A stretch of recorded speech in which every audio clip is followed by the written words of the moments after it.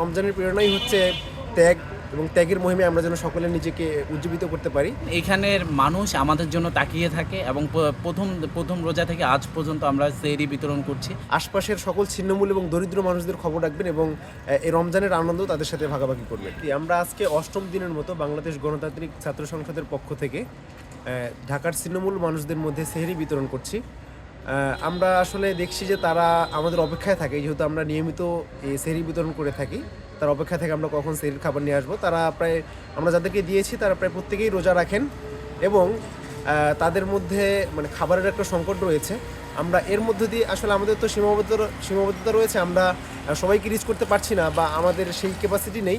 আমরা এর মধ্য দিয়ে সমাজে এবং রাষ্ট্রে একটা বার্তা দিতে চাই যে আপনারা যেখানেই আছেন আপনারা নিজ জায়গা থেকে আশেপাশের ছিন্নমূল মানুষদেরকে সহযোগিতা করবেন, রমজানের আনন্দ তাদের সাথে ভাগাভাগি করবেন। এবং রাসূল ইসলাম একটা হাদিসেও বলেছেন যে আমরা যেন আশপাশের প্রতিবেশীদের খবর রাখি।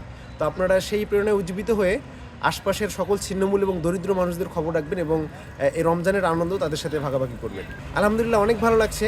রমজানের প্রেরণাই হচ্ছে ত্যাগ এবং ত্যাগের মহিমে আমরা যেন সকলে নিজেকে উজ্জীবিত করতে পারি। আলহামদুলিল্লাহ আমরা অনেক বেশি খুশি এবং অনেক আনন্দিত ছিন্নমূল মানুষদের পাশে থাকতে পেরে, এবং আমরা আরও অনেক বেশি কাজ করতে চাই। আমরা যেন এভাবেই বাংলাদেশ গণতান্ত্রিক ছাত্র সংসদ এবং আমাদের ব্যক্তিগত উদ্যোগে সবসময় মানুষদের পাশে থাকতে পারি। আমরা সেই চেষ্টা অব্যাহত রাখবো। না থাকলে আমাদের আরো না ওই যে এক রোজা থাকবে। বাংলাদেশ গণতান্ত্রিক ছাত্র সংসদ একটি অভ্যুত্থানের শক্তি হিসেবে নতুন রাজনৈতিক পদযাত্রা শুরু করেছে।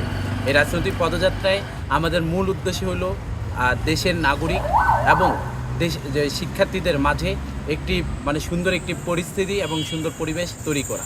তারই ধারাবাহিকতায় এই পবিত্র মাহে রমজানে একটি উৎসবমুখর পরিবেশে আমাদের যে এই প্রত্যন্ত যে এলাকাগুলো রয়েছে, যে এরিয়াগুলোতে আমাদের অস্থায়ী বসবাস করে যে নাগরিকরা থাকছেন, কিন্তু তাদের মধ্যে এই সেহরি সময়ে খাবারের যে একটি অনাহার বা খাবারের যে একটি এখানে আপনাদের সংকট দেখা দেয়, সেই সংকটের ধারাবাহিকতায় আমরা এসেছি যে এই এলাকাগুলো খুঁজে বাই করে তারই একটি ধারাবাহিকতায় পলাশির এই জায়গাটি পেয়েছি। এবং এইখানে আমরা দেখেছি যে বাসস্থান করে থাকছেন এখানে প্রায় 50-এর অধিক নাগরিক।